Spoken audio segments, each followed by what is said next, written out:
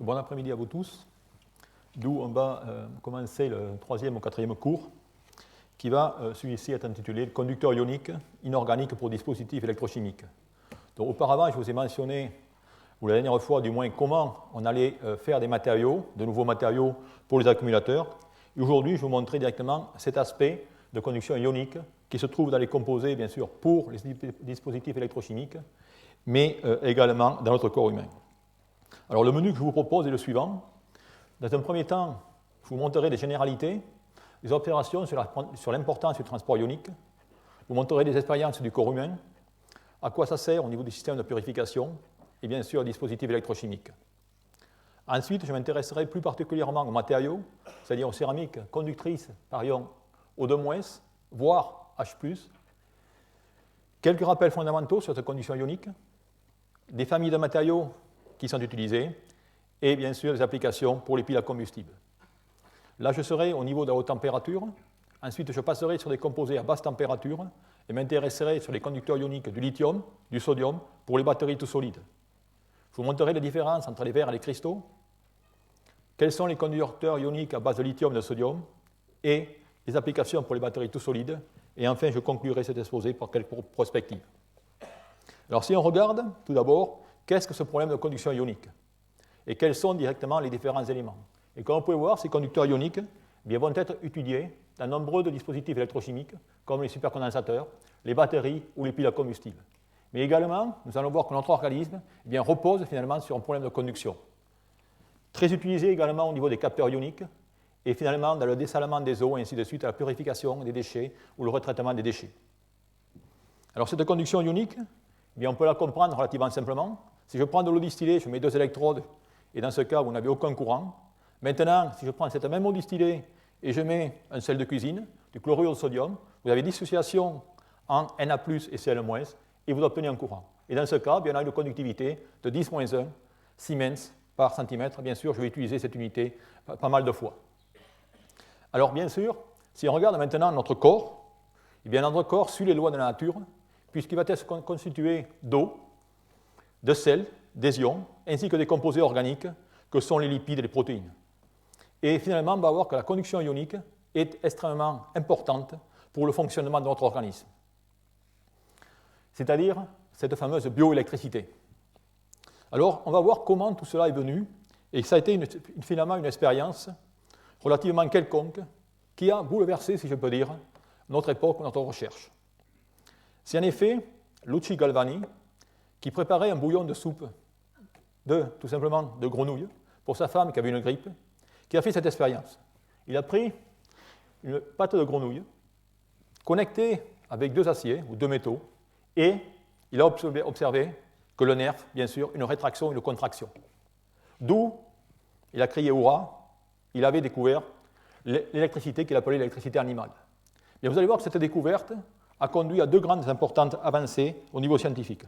La première, ça a été la découverte des batteries. En effet, Alexandre Volta, 10 ans plus tard, a essayé de reproduire la même expérience, a observé le même effet, une contraction, mais il a expliqué différemment. Et pour vérifier cela, il a tout simplement créé la pile Volta, et ça a été le début de l'électrochimie. La bioélectricité a également été due à cette expérience, puisque dans ce cas, certains chercheurs ont dit automatiquement il y a une impulsion électrique fournie par ce muscle. Et là aussi, ça a été le début de tout ce que j'appellerais la bioélectricité. Et tout cela prend naissance dans nos cellules, qui sont, je dirais, les plus petites parties de nos organes, comme indiqué ici. Et dans ce cas, qu'est-ce que vous voyez? Vous avez directement une cellule, et on s'intéresse plus spécifiquement à la membrane. Cette membrane, dans laquelle vous voyez une double couche lipidique, et ensuite, vous voyez les protéines, qui sont des canaux ioniques, finalement, sont des pores minuscules qui se répartissent à la surface de cette membrane. Et ces canaux vont tout simplement assurer la régulation des échanges entre l'intérieur et l'extérieur de la membrane. Cet intérieur et cet extérieur qui sont constitués d'électrolytes, c'est-à-dire de sels, comme avec des cations comme le sodium, le potassium et ainsi de suite. Et ces canaux vont finalement servir de pompes ioniques. Alors tout cela, pourquoi? Ces canaux, on peut voir, comme on peut voir, ces pompes ioniques vont être où ces canaux vont être spécifiques à certains cations, potassium, sodium, voire même des ions Cl-. Et leur fermeture saccadée ou en séquence va constituer une pulse, une impulsion qui va directement se propager du cerveau dans tout le corps comme finalement une onde. Et vous avez ce potentiel qui est indiqué ici. Donc si on regarde finalement tout cela, bien ça se passe grâce directement le neurone qui va directement transmettre ce signal bioélectrique à tout le corps. Et qu'est-ce qui se passe? Ce neurone, comme vous pouvez le voir ici, il est constitué d'une cellule avec des dendrites et l'axone qui va être directement le circuit par lequel cette onde va passer. Et comme vous pouvez le voir ici, vous avez différentes parties, notamment les nœuds de Rambier, qui était un ancien professeur d'anatomie générale au Collège de France, qui sont finalement des relais qui sont là directement pour augmenter directement l'amplitude du signal. C'est comme quand vous faites la transmission par fibre optique, tous les 50 km, vous avez un amplificateur pour augmenter le signal. Eh bien, ces neurones vont tout simplement jouer le même rôle. D'où ils vont, comme vous pouvez le voir ici, transmettre les impulsions et finalement contrôler tout ce qui se passe dans notre corps humain. Alors, si je regarde ce schéma, eh bien, on peut finalement, comme dans tout système électrique, essayer de voir quel va être le circuit équivalent. Et maintenant, si je regarde de nouveau ma membrane, j'ai finalement ces protéines qui sont des pompes à ions, comme on peut le voir ici, et ça va être mes générateurs. J'ai également la membrane qui va être directement entre deux fluides, deux électrolytes. Vous allez avoir une double couche électrochimique, et finalement, ces canaux ioniques vont être des résisteurs. D'où je peux faire directement le circuit électrique équivalent de cette membrane, comme indiqué ici. Vous voyez directement les supercaps, les résistances et les générateurs. Eh bien, si je fais le même schéma, je vais retomber directement sur la batterie. En effet, si je regarde ce qu'est une batterie, et si je fais le schéma électrique d'une batterie, c'est le circuit de Randles ici, comme vous pouvez voir, vous avez une résistance avec de cela, une double couche qui va être un supercapaciteur, et également une impédance. D'où on a, si vous voulez, un équivalent entre finalement notre système ionique et ce qu'est un dispositif électrochimique, en l'occurrence ici une batterie. D'où par conséquent, on peut se dire, on va pouvoir mettre plusieurs batteries en série si on veut augmenter le potentiel, et on pourra mettre plusieurs cellules en série si on veut augmenter le potentiel. Et en effet, bien cela existe, puisque certains animaux, dont vous connaissez certainement, l'anguille électrique, bien, est capable d'émettre des potentiels ou des tensions de 600 volts. Bien, 600 volts, pour la bonne et simple raison, c'est que lorsque j'ai un potentiel de repos de 0,70 volts, et je peux avoir à chaque cellule, finalement, une production de 0,15 volts. Et lorsque vous prenez directement l'anguille électrique, vous avez ici toutes ces différentes cellules, bien, si tout cela fonctionne en cascade, bien, on va pouvoir obtenir des tensions élevées, comme 600 volts, et la raison pour laquelle certains poissons peuvent émettre des signaux aussi puissants et aussi loin. D'où vous avez vu un peu l'analogie entre finalement notre corps humain et également tous ces systèmes ioniques et ce que sont les batteries. Alors bien sûr, au niveau recherche, ce qui peut être intéressant ici, c'est finalement d'essayer de faire des membranes artificielles pour stocker l'énergie, c'est-à-dire dans ce cas, concevoir des membranes avec des porosités à l'intérieur desquelles on peut aller faire accroître des molécules organiques, voire lipidiques, voire protéiniques. Donc voilà, si vous voulez, quelle est l'importance de cette conduction ionique dans le corps humain. Mais cette conduction ionique a également une importance dans notre vie de tous les jours. En effet, cela via ce que j'appellerais les membranes échangeuses d'ions. Que sont ces membranes échangeuses d'ions? Ce n'est rien d'autre que des matériaux macromolécules, plus ou moins réticulés, avec des espèces greffées à leur surface qui sont des espèces fonctionnelles ionisées. Ces espèces, eh bien, c'est ce qu'appellerait les ions fixes, comme vous pouvez voir ici, et il va y avoir bien sûr pour neutralité ce que j'appellerais les ions qui vont les entourer, qui sont appellera les contre-ions. Et on va définir une membrane par son ion fixe. C'est la spécificité de la membrane qui va être définie par le type d'ion qu'on va voir ici. Par exemple, en ce cas, vous voyez que mon ion fixe est un anion, d'où j'aurai une membrane qui va être directement échangeuse de cations. C'est-à-dire, j'appellerai membrane échange cationique. Vice-versa, si maintenant mon ion fixe eh bien, est un cation, dans ce cas, les contre-ions seront des anions et j'aurai une membrane échangeuse anionique. Eh bien, tout cela est très important pour la récupération des déchets, voire directement la purification de l'eau et ainsi de suite. En effet, si je prends maintenant de l'eau de robinet, dans laquelle j'ai une forte concentration en calcium, en magnésium et en sodium, eh bien, je peux directement passer cette eau à travers une membrane. Vous voyez ici les ions sodium qui vont être piégés par cette membrane. Vous allez avoir un échange des ions calcium, des ions magnésium, également avec les ions SO3-, et ainsi de suite. Et en faisant passer, eh bien, on va tout simplement charger cette membrane. Vous voyez que dans ce cas, eh bien, les ions calcium vont être piégés dans cette membrane et la résine va devenir saturée. À la sortie, eh bien, on a une eau purifiée. C'est tout simplement la désalinisation. Alors, cela peut directement être utilisé à beaucoup d'autres applications, dont l'une la plus courante est l'électrodialyse. L'électrodialyse que l'on fait au moyen d'un électrodialyseur, ou dans ce cas, comme vous pouvez voir ici, vous avez des cellules avec plusieurs compartiments, avec des membranes anioniques et des membranes cationiques. Dans ce cas, vous pouvez directement polariser ces membranes et vous pouvez séparer différents flux. En effet, ici, si je polarise cette membrane anionique, eh bien dans ce cas, elle va seulement laisser passer les anions. Cette membrane cationique laissera seulement passer les cations. Et vous pouvez voir ici, vous avez des zones de dilution et des zones de concentration. Et on va pouvoir maintenant directement séparer en zones diluées et zones concentrées, c'est-à-dire purifier certaines eaux et ainsi de suite. De la même façon, comme on fait souvent dans le domaine des batteries, on peut faire des associations dipolaires ou bipolaires. Et dans ce cas, eh bien voilà notre système où vous avez toujours les mêmes membranes cationiques et anioniques, où dans ce cas, eh bien, je vais utiliser comme départ une solution saline. Par exemple, prenez du chlorure de sodium. Eh bien, en appliquant les bons potentiels, je vais pouvoir rendre certaines membranes passantes et d'autres non passantes. Et vous pouvez voir ici qu'on va tout simplement former directement NaOH et ici HCl. C'est-à-dire qu'on va pouvoir directement, à partir de ce milieu, préparer des acides et des bases.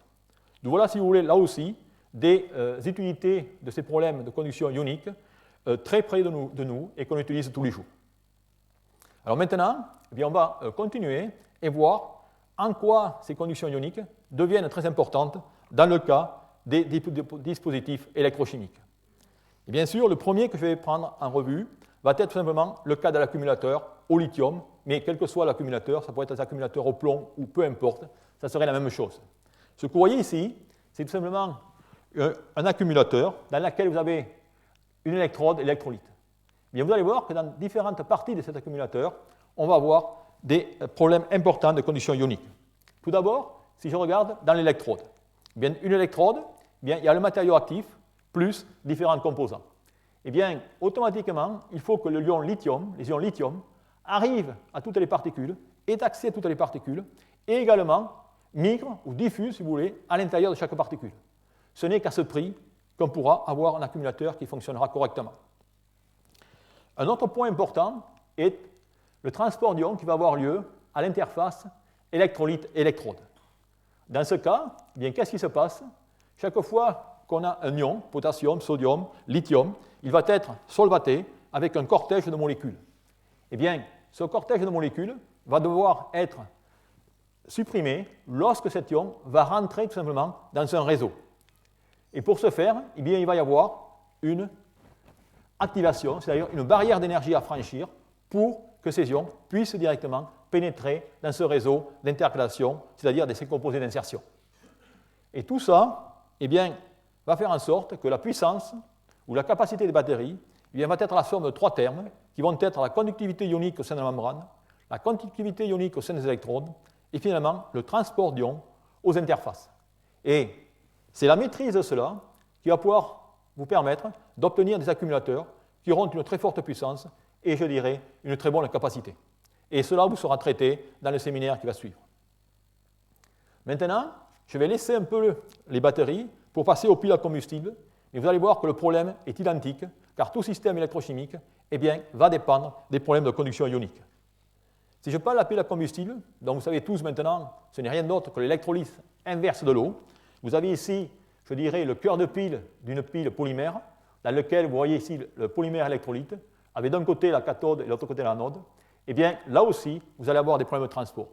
Et en effet, une pile à combustible, théoriquement, devrait vous donner 1,2 volts. Ce n'est rien d'autre que la loi de Nernst. Eh bien, cela n'arrive pas, dû, une fois de plus, à des chutes ohmiques. En effet, si vous regardez sur ce schéma, vous voyez que le potentiel d'équilibre 1,23 volts, eh bien, vous ne l'atteignez jamais. Par contre, on atteint 0,6, 0,8, 0,9, et tout ça eh bien, dépend de surtensions d'activation, mais plus important, des surtensions ohmiques et des surtensions de concentration. Et vous le voyez très bien ici, ces surtensions ohmiques, elles vont dépendre de la conductivité de votre électrolyte, alors que directement les surtensions de concentration vont dépendre du transport ionique, une fois de plus, aux interfaces. D'où, vous voyez, un autre dispositif électrochimique qui est finalement réglementé par le transport ionique. Et enfin, le dernier des trois, ce sont tout simplement les supercondensateurs. Et là aussi, vous allez voir que le transport ionique est très important. En effet, si je regarde les supercondensateurs, qui sont basés sur des carbones micro, nano ou mésoporeux, comme vous pouvez voir ici, là aussi, la question, c'est qu'on a les ions, dans ce cas des ions lithium, avec le cortège des molécules solvatées autour. Eh bien, ces ions devront directement pénétrer toute la porosité de ce carbone, avec ce qu'on appelle ici des macropores, des mésopores, qui sont inférieurs à 50 nanomètres, ou alors inférieurs à 2 nanomètres. Eh bien, là aussi, pendant de nombreuses années, tous les chercheurs ne pensaient pas qu'on puisse directement atteindre ce niveau d'inférieur à 2 nanomètres. Et récemment, il y a de cela 5 ou 6 ans, une équipe de Toulouse a montré qu'il était effectivement possible, dans ces carbones, je dirais, microporeux, de rentrer des ions. Et de par ce fait, comme on peut voir ici, ils ont obtenu des capacitances exacerbées sur ces carbones très divisés avec des porosités contrôlées. Donc tout cela pour vous montrer que finalement, cette conduction ionique est très importante. Alors maintenant, cette conduction ionique, elle a lieu bien sûr avec des électrolytes qui vont être de différentes sortes. Alors dans la fameuse technologie lithium-ion, dont on parle souvent, que vous utilisez, eh bien, elle est ici. Voilà ce que vous utilisez, c'est ce fameux concept avec des composés d'intercalation, et on utilise des électrolytes liquides. L'électrolyte liquide, dans lequel, dans ce cas, l'ion solvaté va devoir être désolvaté avant de rentrer dans le matériau d'intercalation. Donc voilà, si vous voulez, comment le système fonctionne. Ensuite, eh bien, on a le système que j'appellerais du système polymère tout solide, qui est indiqué ici, où dans ce cas, eh bien, on n'a plus du tout de liquide, mais on a une matrice polymère, c'est-à-dire de l'oxyde de polyéthylène chargé avec des sels de lithium. Eh bien, dans ce cas, on a une conduction avec solvation, désolvation de ces ions. Et finalement, lorsqu'on regarde ce que c'est exactement, ce n'est rien d'autre que la migration ou le déplacement des molécules de PO qui va créer un volume libre à l'intérieur de la matrice et qui va directement entraîner les ions lithium et leur donner une certaine force pour bouger. Et entre parenthèses, ça, c'est exactement les polymères que vous avez directement dans toutes les voitures électriques, que vous avez directement à l'extérieur du Collège de France, qui sont directement la technologie Bolloré. Elle fonctionne exactement sur cette technologie, avec, pour avoir une conduction, une température de 80-90 degrés, pour avoir assez de conduction à l'intérieur du polymère.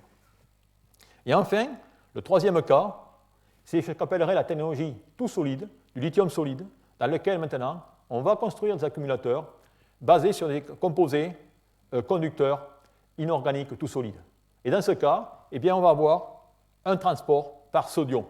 Et c'est finalement cet aspect que je vais tout simplement détailler fortement dans cet exposé et dans ce qui va suivre. D'où, voilà directement les trois types de polymères que l'on peut avoir. Je dirais liquide, gel, ou polymère plutôt, parce qu'il y a gel aussi, et électrolyte solide. D'où maintenant, venons-en au conducteur ionique et quels sont les matériaux qu'on va utiliser. Et quelle va être l'importance finalement d'avoir un conducteur ionique liquide ou solide. Eh bien, je vais reprendre tout simplement l'image que je mentionnais au départ, où je prends du chlorure de sodium, je le mets dans l'eau, eh bien j'ai une conductivité de 10-1. Je prends le même chlorure de sodium, maintenant à l'état massif, et je mesure sa conductivité 10-12. Donc vous avez tous compris qu'il va y bien avoir une importance sur finalement la nature et la façon dont on va utiliser ce même matériau, soit en solution, soit à l'état solide, et ainsi de suite. Alors maintenant, eh bien, automatiquement, lorsqu'on veut faire des dispositifs, on préfère toujours avoir des conducteurs ou des dispositifs tout solides. Mais pour ce faire, eh bien, il ne va pas nous falloir des conductivités de 10-12, il va falloir descendre à des conductivités de 10-3, voire plus bas. Et cela, si possible, à température ambiante. D'où par conséquent, la question est, comment va-t-on modifier la conductivité ionique de ces solides? Eh bien, pour ce faire, on va tout simplement regarder différentes sortes de matériaux. Et vous allez voir que la conduction ionique, eh bien, elle a lieu autant avec les cations qu'avec les anions, et il y a un grand nombre de candidats. En effet, il y a les conducteurs ioniques à base d'argent, qui sont les composés mentionnés ici, et je parlerai très brièvement de ces composés. Il y a les conducteurs ioniques à base de sodium, la fameuse sodium-bétalumine, les composés de nazicon, on en parlera aussi. Il y a les conducteurs ioniques à base de lithium, soit oxyde, soit sulfure, les conducteurs ioniques à base de O2- et de protons, c'est ceux que je vais directement considérer par la suite pour parler des piles à combustible. Et enfin, tout récemment, ou je dis tout récemment, les composés étaient connus, mais tout récemment, les chercheurs ont essayé de développer des accumulateurs à base de fluor ou d'ion F-. Donc voilà, si vous voulez, un peu les différents types de conducteurs dont je vais vous mentionner dans cet exposé. Alors on va tout d'abord commencer par quelques fondamentaux, car il en faut un peu. En effet, la conductivité ionique, eh bien, elle va être directement déterminée par cette formule qui est indiquée ici, sigma, avec la charge en coulomb, avec ici un terme U et un terme I. Vous avez dans ce cas la concentration des défauts et la mobilité.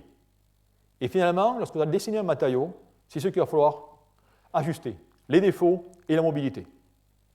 Alors pour ce faire, au niveau défauts, eh bien, on va directement avoir ce que j'appellerais des défauts intrinsèques, qu'on va appeler pas directement des dopages ou des substitutions. C'est-à-dire que dans ce cas, on va ajouter des cations, des anions, et on va créer des défauts de façon à avoir une compensation par des lacunes et ainsi de suite. Ensuite, il va y avoir le désordre intrinsèque. Ce désordre intrinsèque, c'est ce qui va se passer lorsqu'un composé, vous allez voir, dans le cas des oxydes, ça va être fréquent, il va tout simplement, en fonction de la température, changer de structure. Et ce changement de structure eh bien, va entraîner un désordre local ou total dans ce composé. Par exemple, les phases AJ, dont j'ai mentionné auparavant, il y a une transformation alpha-bêta drastique qui va introduire un désordre total au niveau de l'argent. Dans le cas du sodium-bétalumine, eh bien dans ce cas, ça sera un désordre local. Et enfin, il y a ce que j'appellerais les charges d'espace, c'est-à-dire dans ce cas, la modification des charges aux interfaces pour contrebalancer les plans de charges opposés, avec création, je dirais, d'un domaine de déplétion. Et dans ce cas, c'est un peu, si vous voulez, la jonction PN que vous avez dans les semi-conducteurs, où sur une distance très faible, vous pouvez avoir directement des potentiels gigantesques, de 10-11 à 10-12 volts par centimètre. D'où voilà directement ces défauts. Ensuite, eh bien, l'autre terme, comme vous allez pouvoir ici, c'est la mobilité. D'où il va falloir voir comment ces défauts directement vont évoluer. Et la mobilité. Alors cette mobilité, eh bien, finalement, c'est quoi? Vous avez une conduction par saut, c'est-à-dire qu'un ion va devoir sauter d'un site, d'un défaut à un autre. D'où il va avoir une barrière énergétique à franchir. Et bien sûr, tout le jeu va être à savoir quels sont les éléments qui vont affecter cette barrière énergétique. Alors bien sûr, il va y avoir des problèmes structuraux, dépendant de la grosseur de votre site, si un ion peut directement rentrer ou pas. Il va y avoir, et ce qui est très important, ce que j'appellerais la polarisabilité. C'est-à-dire certains ions relativement larges vont être relativement mous et vont pouvoir se déformer pour entrer dans un tunnel. L'électrostatique, qui va être les interactions avec les voisins. Le volume libre, c'est directement la taille de l'ion. Et enfin, je vous répète, l'avantage des ions peu polarisants, comme le cuivre et l'argent, qui ne vont pas directement se fixer au réseau. Et tout cela eh bien, peut être régi, dans le cas de ces composés, par une loi de type Arrhenius, dans lequel, ici, vous avez un terme ΔH, et j'attirerai votre attention, c'est un delta d'activation. Et ce delta d'activation va dépendre du mécanisme, c'est-à-dire des défauts. C'est-à-dire qu'il y a deux termes, il va y avoir directement la création des défauts ainsi que la migration. Et selon les types de conducteurs ioniques, eh bien, ces deux termes, bien sûr, peuvent avoir des valeurs très différentes. Alors maintenant, si on va plus spécifiquement dans le cas des défauts, que sont ces défauts? Eh bien, si je prends la structure du chlorure de sodium, comme indiqué ici, je vais avoir deux types de défauts. Il va y avoir tout d'abord les défauts que j'appellerais les défauts de Schottky, où dans ce cas, c'est des défauts qui se forment lorsque des ions de charge opposée vont quitter le réseau pour maintenir la charge. Et dans ce cas, vous voyez, j'ai tout simplement un atome de sodium et un atome de chlore qui vont partir. Dans ce cas, mon réseau reste électriquement neutre. Je peux avoir ici des paires, mais ils peuvent bien sûr se répartir dans tout le réseau. Ensuite, il va y avoir directement ce que j'appellerais les défauts de Frenkel. Dans ce cas, eh bien, c'est tout simplement un ion qui veut directement sortir de son réseau normal pour sauter un site interstitiel. Et vous voyez ici, par exemple, on prend dans ce cas, c'est le sodium, qui va quitter son site pour aller dans un site interstitiel. Et voilà ce que c'est qu'un réseau de Frenkel. Alors tout cela, bien sûr, est régi par toute une phénoménologie importante qui est la notation de Kroger-Vink. C'est très complexe et je ne préfère pas directement perdre mon temps dessus. Par contre, je préfère tout simplement vous dire que tous ces défauts eh bien, vont être directement intrinsèquement activés et vont changer en fonction de la température, ils vont augmenter en fonction de la température. Et c'est ça qui va être important. Alors, ayant défini ce que sont ces défauts, voyons maintenant comment cette migration va pouvoir avoir lieu. Eh bien, dans le cas des lacunes, cela est relativement simple. Ces lacunes, elles vont sauter de site en site, comme vous pouvez voir ici, et en créant finalement une diffusion tout au long du réseau. Dans le cas des sites interstitiels, c'est la même chose. Voilà directement la position du site interstitiel avant la diffusion et après la diffusion, qui peut avoir lieu en fonction de la température, et ainsi de suite. Eh bien, ils vont occuper tous les sites interstitiels voisins.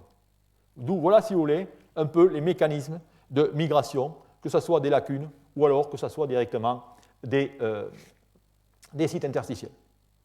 Alors tout ça, c'est ce que j'appellerais les défauts intrinsèques. Mais il y a aussi les défauts extrinsèques, et ces défauts extrinsèques eh bien, vont être, dans certains cas, guidés par d'autres composés. Ici, ce que je vous montre finalement, c'est quelques exemples de matériaux dans lesquels on peut classifier ces différents types de défauts.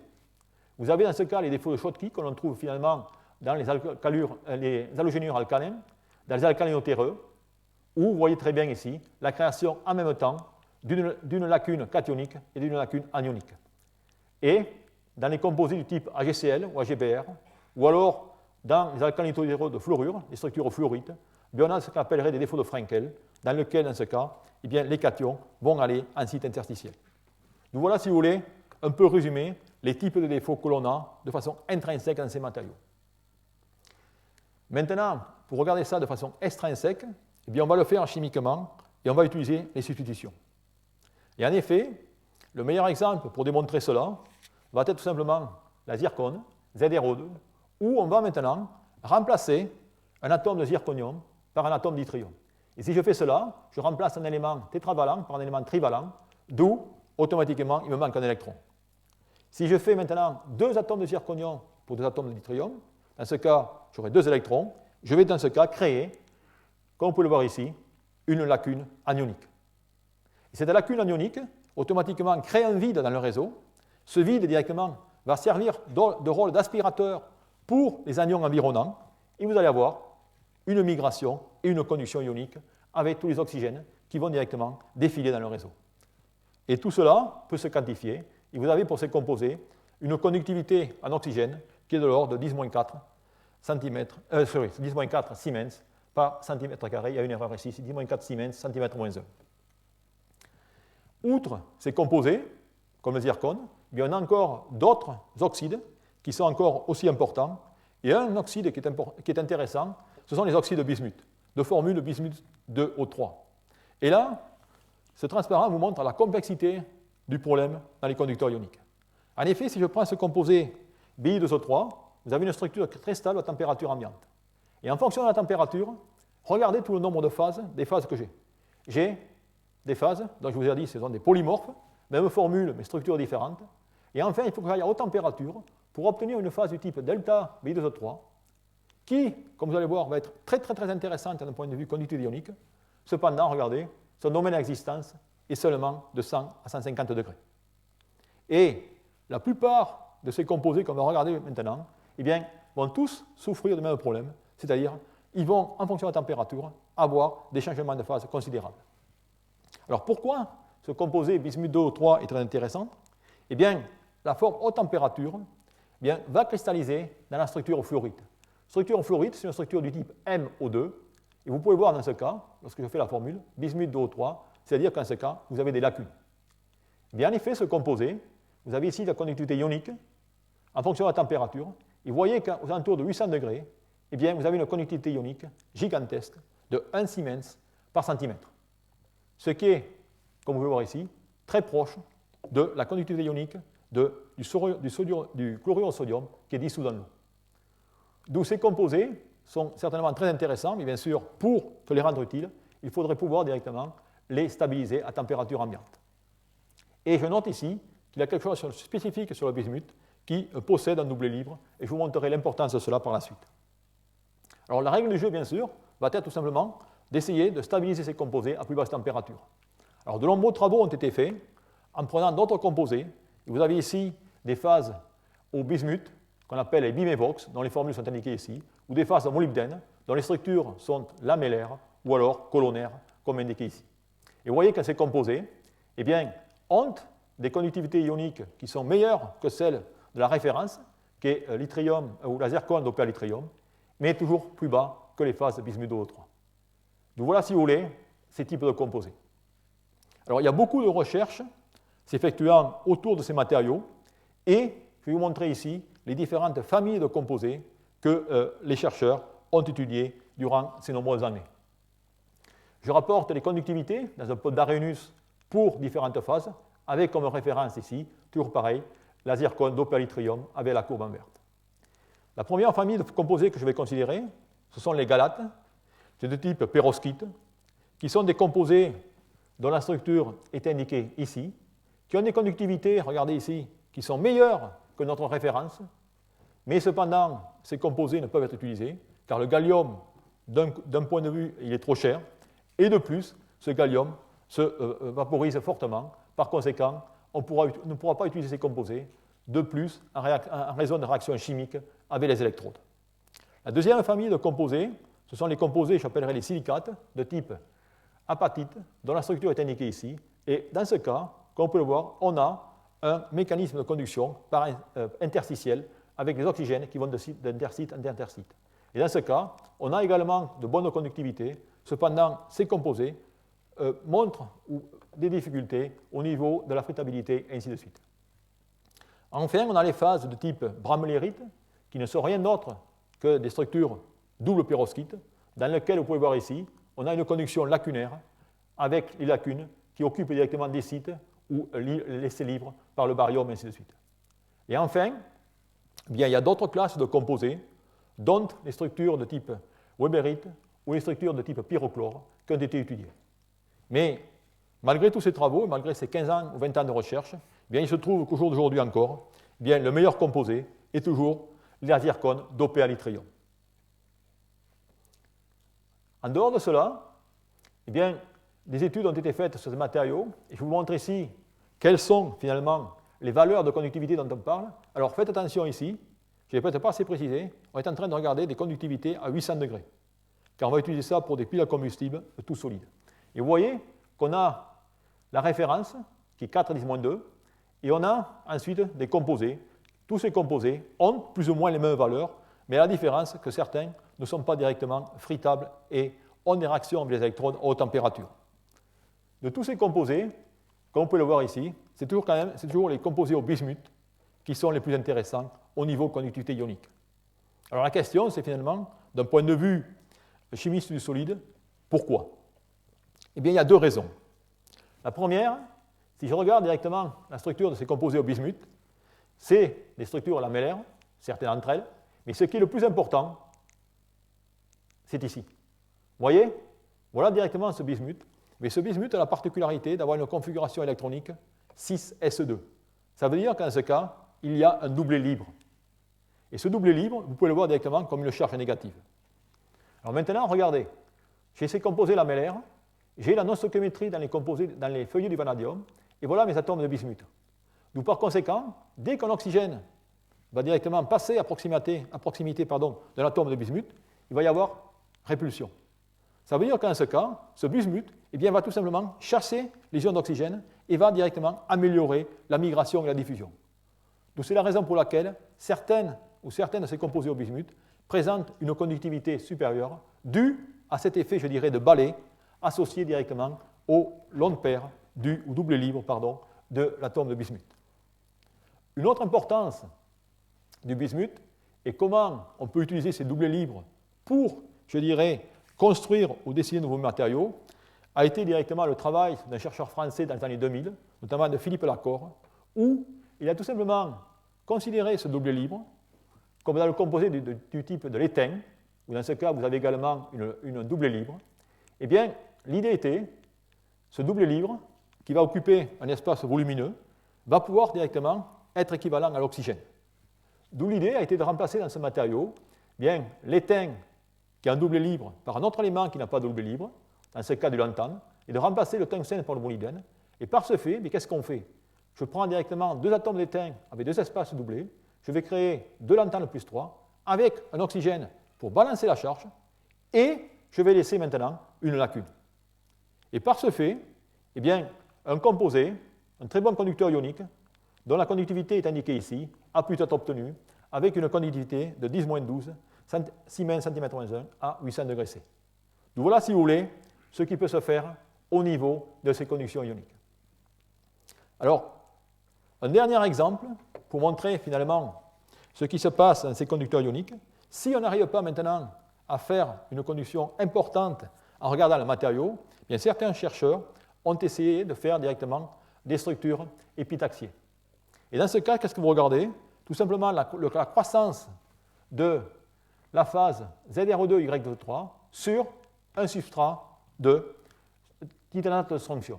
C'est-à-dire que dans ce cas, vous avez une structure fluorite et, comme substrat, vous avez une structure perovskite. Eh bien, qu'est-ce qui se passe? À l'interface, vous voyez, cette zone sombre, eh bien, j'ai un désordre très important. Et ce désordre très important va être directement positif pour une haute conductivité. J'ai des désordre important plus une haute mobilité, et c'est la raison pour laquelle ces chercheurs ont montré qu'en faisant cette astuce de passer à cette interface construite en couche mince, eh bien, on peut passer de conductivité relativement de 3 ou 4 à des conductivités de 0,01 Siemens cm-1 à température ambiante. C'est-à-dire que dans ce cas, eh bien, on a augmenté cette conductivité ionique de façon gigantesque en jouant directement sur la nature de cette interface, la mobilité et le nombre de défauts. Donc voilà, si vous voulez, les approches qui se font. Bien sûr, c'est difficile à concrétiser au niveau application, car directement maîtriser l'interface est relativement complexe. D'où voilà à peu près, si vous voulez, ce qui se fait au niveau des matériaux. Alors la question maintenant, c'est qu'est-ce qu'on en fait? Eh bien, toutes ces membranes sont utilisées, et notamment celle de la ZRO2 dopée à l'yttrium pour les piles à combustible. Et là, vous avez directement la pile à combustible à haute température, qui est appelée la SOFC. Eh bien, cette pile va fonctionner en utilisant cet électrolyte, ce composé inorganique, ce conducteur ionique, en tant que séparateur électrolyte, mais également mélangé avec les particules d'électrodes positives et négatives pour avoir une très bonne conduction ionique, une percolation ionique à l'intérieur directement de votre système. Alors bien sûr, on peut utiliser de telles membranes pour les piles à combustible, mais on peut utiliser cela pour d'autres appareillages et d'autres dispositifs. Et ce que vous regardez ici, c'est d'autres dispositifs qui sont à la base de ces membranes conduction ionique. Vous avez ici un réacteur catalytique, dans lequel vous avez, dans ce cas, 2 pressions d'air, avec d'un côté, si on met un hydrocarbure, eh bien on peut avoir, dans ce cas, une réaction catalytique pour transformer le complément CH en complément CO. On peut également utiliser ces membranes comme des pompes électrochimiques pour purifier l'oxygène, ce que fait Air Liquide, ou dans ce cas, eh bien, on peut tout simplement obtenir de l'oxygène pur. Et enfin, bien sûr, on peut faire l'électrolyte de l'eau en utilisant tout simplement ces membranes tout solides. Donc voilà, si vous voulez, ce qui peut se faire avec tous ces conducteurs à oxyde. Alors maintenant, bien juste à part, il faudrait mentionner que, également aux températures, on peut également avoir de la conduction protonique. Et en effet, il y a des composés, certains sont les mêmes d'ailleurs que cette conduction ionique à l'oxygène, notamment les sériates barium, qu'on peut voir ici, dont la structure est indiquée ici, ou dans ce cas, il peut y avoir à haute température une conduction protonique.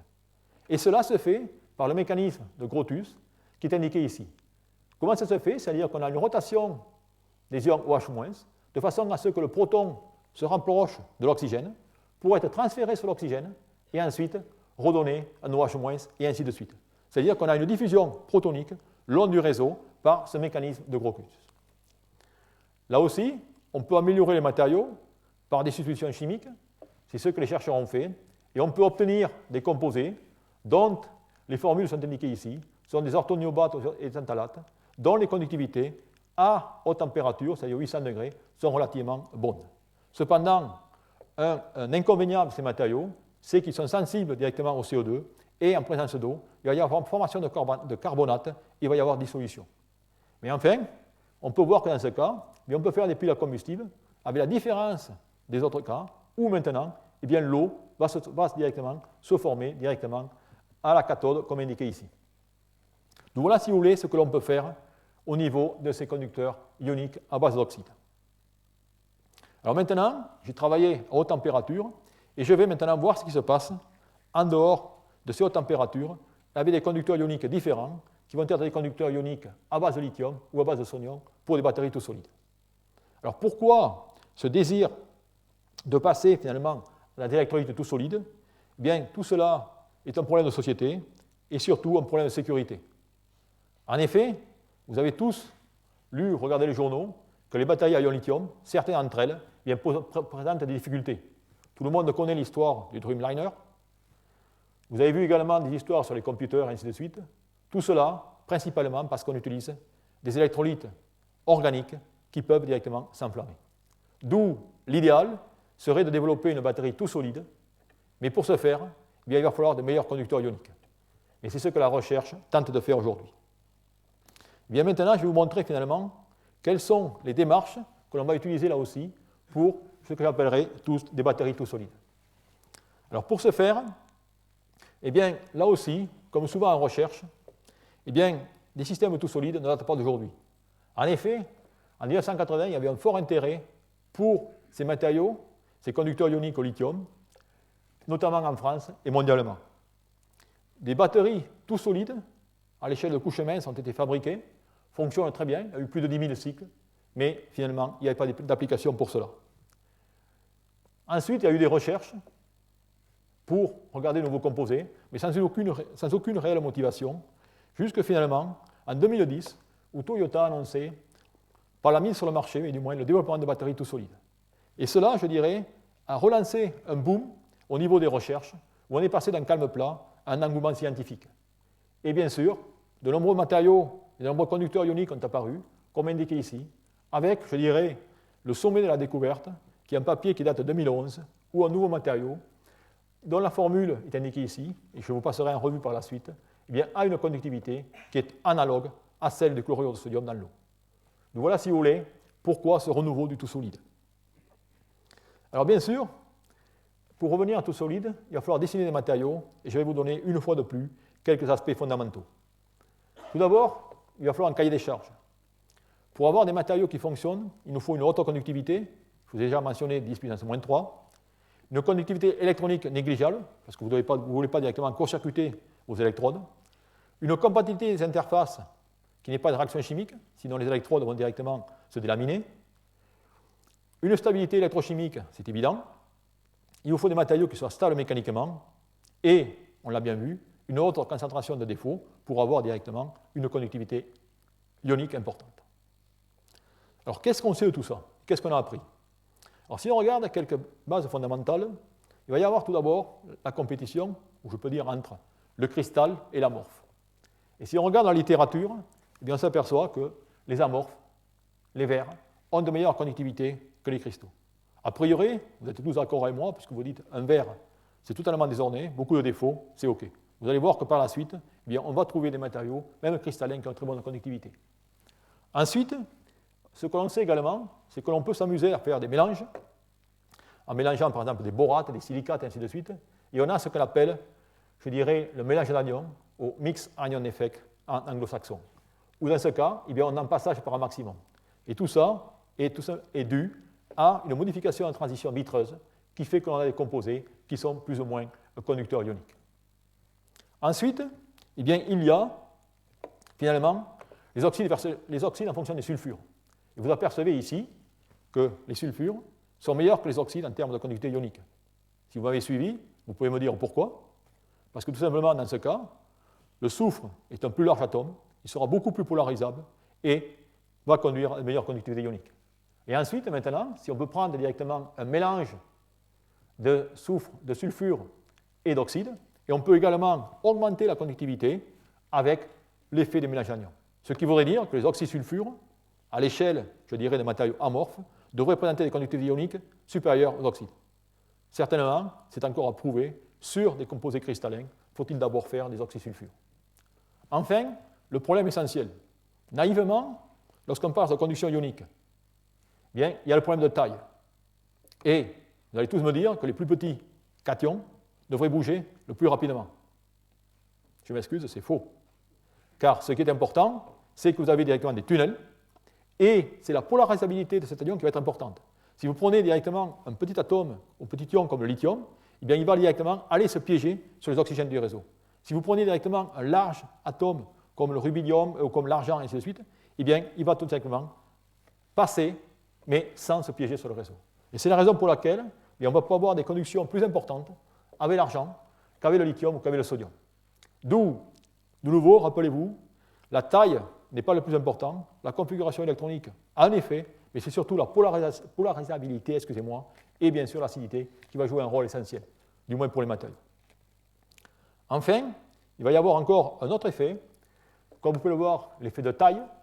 Eh bien, dans ce cas, vous voyez que les meilleurs conducteurs au jour d'aujourd'hui, ce sont les phases bêta-AGI, ou alpha-AGI, excusez-moi ici, dont la structure est indiquée ici. Vous avez, dans ce cas, une structure cubique, avec à l'intérieur de l'argent. Eh bien, vous avez une transition de phase, et cette transition de phase va entraîner un désordre de l'argent, ce qui fait qu'on va avoir des conductivités très très importantes de 1 Siemens cm-1. La même chose pour ce composé, indiqué ici, où, dans ce cas, eh bien, on a encore des conductivités supérieures de 0,25 Siemens cm-1. D'où, je pense que vous avez compris le message, la taille n'est pas du tout essentielle pour avoir de très bons conducteurs ioniques. Alors, une autre façon d'augmenter cette conductivité ionique, eh bien, j'en reviens finalement à cette compétition entre le cristal et l'amorphe. Eh bien, qu'est-ce qu'on s'est aperçu, ou qu'est-ce que les chercheurs sont aperçus? Eh bien, voici le cas d'un cristal, où on a une conductivité qui n'est pas terrible. Si je passe un verre, j'augmente, et on peut encore augmenter en recristallisant le verre. C'est ce qu'on appelle les vitrocéramiques. C'est-à-dire, dans ce cas, on obtient directement un matériau amorphe, un verre, et on peut faire ça par les broyages mécaniques, ainsi de suite, et ensuite, eh bien, on peut obtenir une vitrocéramique, c'est-à-dire un matériau cristallisé formé à partir du verre. Et dans ce cas, dû certainement à un effet de mémoire sur le défaut, ainsi de suite, on a des conductivités relativement plus importantes. Et comme on peut le voir ici, en faisant ce jeu, eh bien, on a tout simplement une augmentation de 5 ordres de grandeur au niveau de la conductivité. Donc voilà, si vous voulez, ce qui peut se faire. Alors maintenant, bien sûr, il y a eu tout ce travail sur les amorphes, sur ces vitrocéramiques, que je placerai directement à la zone intermédiaire, et finalement sur les composés cristallins. Et dans les composés cristallins, eh bien là aussi, de nombreuses familles de composés ont été étudiées. Et je vais vous passer cela en revue. Tout d'abord, en commençant par les oxydes, et ensuite présentant par les sulfures, qui présentent de meilleures conductivités. En effet, ce qu'on regarde ici, c'est la structure des perovskites, structure d'ailleurs qui provient ou qui est reliée à des ferroélectriques. Mais dans ce cas, comme on peut le voir ici, on a une non-stoichiométrie en lantane, c'est-à-dire qu'on va avoir des lacunes sur les sites du lantane. Et ces lacunes eh bien, vont aider tout simplement la migration des ions lithium, comme on peut voir ici, qui devront cependant passer par ces zones de rétrécissement de plans carrés comme indiqué ici. Okay. Ces composés sont intéressants car ils ont une très faible activation d'énergie, ça veut dire qu'on pourra les utiliser à relativement basse température. L'inconvénient, comme vous avez pu le voir ici, ils ont un élément titane qui peut être réduit. Et ça aussi, ça va être une très grande difficulté, c'est que la plupart des composés, comme je vous montrais, contiennent un élément réducteur. Et cet élément réducteur, il va être néfaste. C'est-à-dire qu'en ce cas, il va pouvoir directement se réduire et conduire à une conduction électronique, que l'on ne veut pas. On veut une conduction ionique, n'oubliez pas. Ensuite, il y a les grenats, une autre famille de matériaux, dont certains certainement savent, qui sont utilisés pour tout ce qui est le magnétisme. Et bien, dans ce cas, ces structures qui ont 3 différents sites tétraédriques, octaédriques et cubiques distordus, eh bien, vont avoir également des conductivités de 10-3 à 4 10-5 en céramique. Mais là aussi, ces matériaux vont présenter des difficultés au niveau du frittage. Et enfin, il y a les composés dont je vous ai déjà mentionné, que j'appellerai les structures de type nasicone, qui ont des structures relativement ouvertes, où là aussi, on peut avoir des conductivités ioniques de 10-4. Okay. Mais le plus important de tous ces matériaux, eh bien, ce n'est pas les oxydes, mais c'est les sulfures. Et en effet, les sulfures, voilà les structures que l'on a, les structures du type thiolysicone, dans le cas, on a des groupements PS4, et ces matériaux ont des conductivités aux alentours de 5, 10-3 Siemens cm-1. Et parmi toutes ces structures et tous ces composés de type thiolysicone, eh bien, se trouve le fameux composé qui a été découvert il y a 3 ans, dont la formule lithium 10, germanium P2S12, dont la structure est indiquée ici, une structure avec des chaînes, à l'intérieur desquelles vous pouvez avoir des canaux dans lesquels vous voyez les ions lithium. Eh bien, ça, c'est aujourd'hui le record de tous les matériaux conducteurs ioniques pour le lithium. Ce composé est stable électrochimiquement. La difficulté, c'est que si vous travaillez avec les sulfures, eh bien, ils vont réagir à l'air et très rapidement donner H2S, et vous savez avec quoi vous travaillez. Ça ne sent pas bon. D'où c'est la grande difficulté au niveau de la manutention aujourd'hui de ces matériaux. Et également, dans la même série, si je peux dire, vous avez les phases de type argipériodique, dans lequel, dans ce cas, la composition est indiquée ici, et il se trouve que dans le cas de l'anion, si vous utilisez un brome ou un chlore, eh bien, vous avez des conductivités beaucoup plus importantes. Donc voilà, si vous voulez, une revue de ces différents matériaux, avec également la possibilité de faire du greffage, et maintenant de prendre une approche différente, ne pas travailler directement sur le matériau lui-même, mais travailler directement sur une matrice et faire du supporté. Et ce que l'on peut faire, eh bien, c'est greffer tout simplement des liquides ioniques contenant du lithium sur des oxydes. Et vous voyez ici, par exemple, un composé de type de sulfate de zinc qui a été traité, déshydraté, avec greffage de liquide ionique. Ensuite, une réaction d'échange avec le fluorure de lithium nous permet d'obtenir cette composite. Et cette composite, eh bien, elle a une conductivité ionique de 10-5, 6 cm-1. Si on prépare ce composé par une méthode céramique, sans ce jeu, je dirais, de greffage à la surface des particules par un liquide ionique, eh bien, on a tout simplement une conductivité de 10-11. Et ça, c'est des voies qui sont aujourd'hui en train d'être développées de façon à obtenir de meilleurs conducteurs ioniques. Pour résumer tous ces conducteurs ioniques, eh bien, j'ai ici un transparent, je m'excuse, il y a beaucoup de choses là-dedans. C'est pour vous montrer qu'on a une quantité gigantesque de matériaux, dont vous voyez les conductivités ne sont pas mauvaises du tout. Bien sûr, ce qui est important, c'est tout simplement la conductivité à 300 degrés C, parce que 300 degrés C, je me suis trompé ici, c'est 300 degrés K, c'est-à-dire la température ambiante, ou, dans ce cas, on veut des conductivités qui soient relativement faibles. Alors, vous avez des matériaux dont mentionnés ici, et bien sûr, le matériau tout récent, qui est équivalent à l'électrolyte liquide. Mais, de toute façon, cette conductivité ionique, eh bien, elle va être importante, mais pour faire des dispositifs électrochimiques, vous allez voir, il va y avoir encore des difficultés encore plus importantes.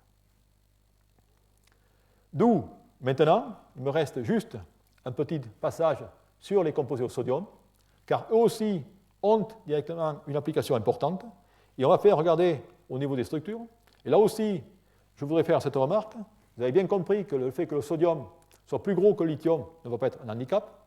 Et également, là aussi, le sodium va pouvoir tout simplement réagir dans différents électrolytes avec les énergies de désolvatation.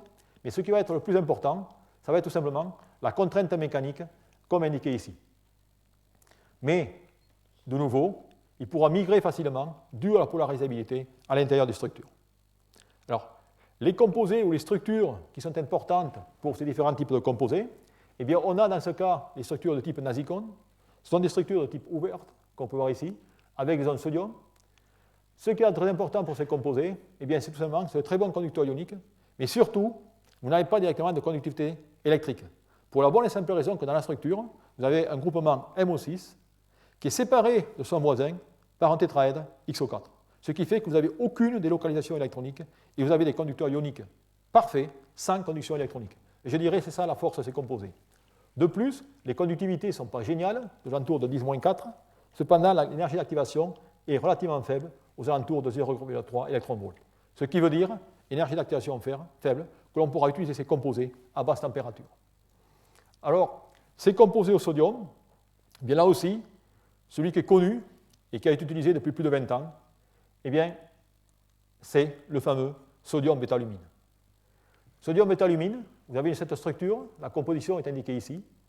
Vous avez ces composés bidimensionnels, de larges cavités, c'est-à-dire de larges lacunes en sodium dans ces composés. Vous voyez les groupes aluminium, et ainsi de suite. Eh bien, ce composé, je dirais, qui a découvert dans les années 1980, a été utilisé, et c'est grâce à ce composé que les premiers accumulateurs, c'est-à-dire les batteries sodium-soufre, ont vu le jour.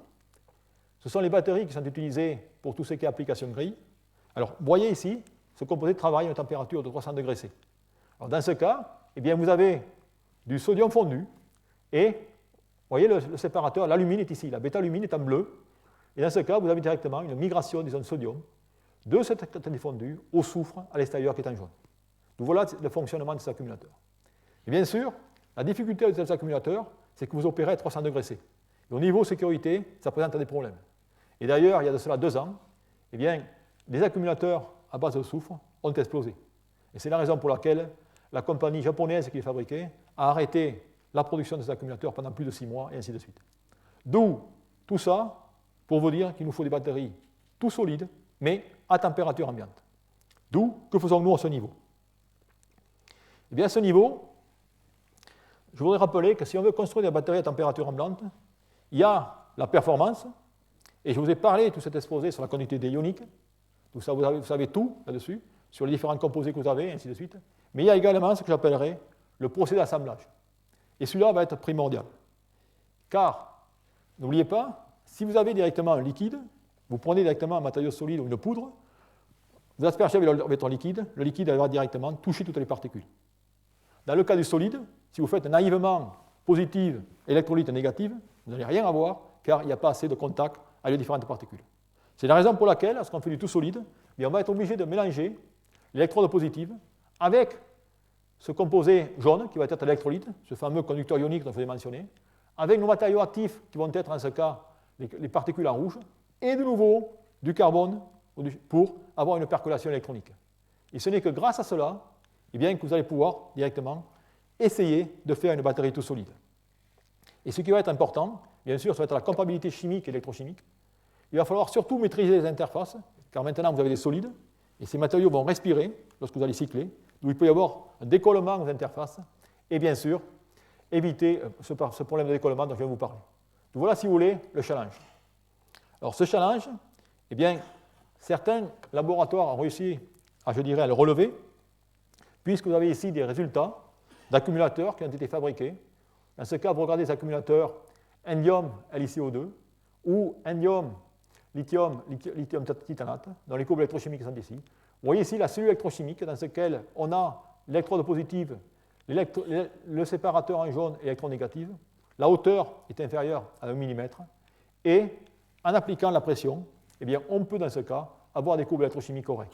Et là, vous voyez, c'est directement le composé, lithium CO2, avec le fameux conducteur ionique, qui est très grande conductivité ionique, la phase le soufre, qui a été utilisé. Et on peut, de nouveau, obtenir des cyclages électrochimiques. Mais là aussi, les cyclages électrochimiques que vous obtenez, les courants que vous mettez sont relativement faibles. On est en train de parler de microampères par rapport aux milliampères que l'on voudrait sur nos accumulateurs de voitures et ainsi de suite. Alors, une autre méthode qui a été développée, qui est en train d'être développée, consiste maintenant à ce que j'appellerais la fabrication par plasma. Alors, de quoi s'agit-il? Eh bien, dans ce cas, qu'est-ce que vous avez? Vous avez directement un moule ici. Et vous allez, dans ce cas, mélanger les différentes poudres et mettre votre électrode positive, votre électrode, votre séparateur et votre électrode négative. Et ensuite, vous allez, dans ce cas, appliquer très rapidement une pression. Cette pression, vous l'appliquez directement par des pistons et chauffer en même temps pour faire les interfaces. Et à la fin, eh bien, vous pouvez directement obtenir, comme on peut le voir ici, une batterie tout solide. C'est-à-dire que vous avez une batterie monolithe dans laquelle vous avez imprégné les 3 composants. Et vous pouvez voir une section transversale dans laquelle vous pouvez voir ici le polymère et avec l'électrode positive et l'électrode négative.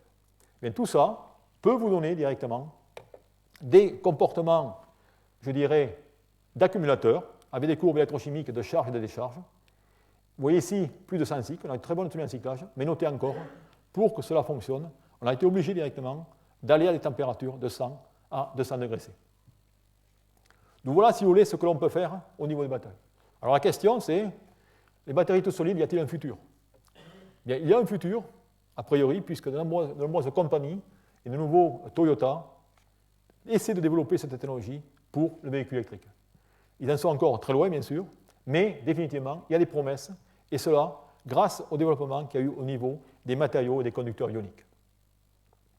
D'où je pense que mon temps va bientôt être terminé, d'où je n'ai plus qu'un ou deux transparents pour vous mentionner encore des nouveautés. Nouveautés qui maintenant sont au niveau des conducteurs ioniques à base de fluor. Et là aussi, c'est des recherches qui avaient été faites dans les laboratoires dans les années il y a 30 ou 40 ans, notamment à Bordeaux, par le professeur Paul Hagenmüller, où ils avaient utilisé tout un grand nombre de composés de fluorure pour leur conductivité ionique. Et par exemple, on a ces composés de type lantane, barium F2 ou téléphases MF2 ou MF3 qui présentent de très bonnes conductivités ioniques. Et bien là aussi, tout récemment, un groupe allemand a eu l'idée de développer des batteries pas à ion lithium, mais à ion fluor. On appelle ça des rocking chair à F-. Alors de nouveau, c'est le concept. Et le concept est indiqué ici. On va directement travailler sur des réactions de conversion aux électrodes, dans lesquelles le fluorure va se dissocier pour donner le métal pour le fluor à l'électrode positive, et vice-versa à l'électrode négative, et ainsi de suite.